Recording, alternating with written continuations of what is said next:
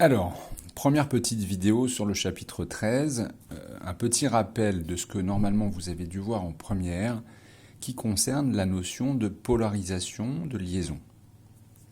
Alors, on va considérer une molécule simple, sur laquelle vous avez dû sûrement travailler l'année dernière, et sur laquelle on va retravailler dans les semaines à venir aussi, la molécule de chlorure d'hydrogène. Alors, la molécule de chlorure d'hydrogène est une molécule toute simple, formée de deux atomes, un atome d'hydrogène et un atome de chlore. Alors, comme vous pourrez le voir lorsque vous lirez les informations qui figurent dans le document 1 de l'activité introductive du chapitre 13, ces deux atomes n'ont pas la même électronégativité. Si on regarde les valeurs qui sont dans le tableau, sur le document 1, on voit que le chlore a une plus grande électronégativité que l'atome d'hydrogène. Alors qu'est-ce que ça signifie ?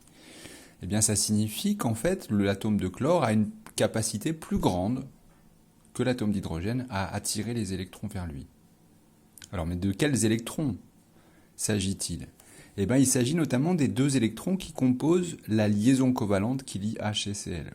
Vous avez vu en seconde, vous l'avez revu en classe de première, que une liaison covalente, finalement, résulte de la mise en commun par les deux atomes d'un électron chacun. Chacun met en commun avec l'autre un de ces électrons externes, et c'est de cette mise en commun que résulte la liaison covalente.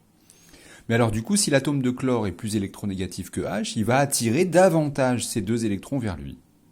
Ils vont se mettre à tourner un peu plus autour du chlore que de l'atome d'hydrogène. Et de ce fait, l'atome de chlore va acquérir une très légère charge négative. Il va devenir un petit peu chargé négativement. Pas autant que s'il avait gagné l'électron du H, s'il l'avait pris entièrement pour lui, auquel cas il serait devenu un ion chlore Cl-. Non, ça va pas aller jusque-là, mais il va devenir quand même légèrement négatif. Comment est-ce qu'on écrit ça ? Eh bien, on l'écrit sous la forme de ce qu'on appelle une charge partielle, delta-.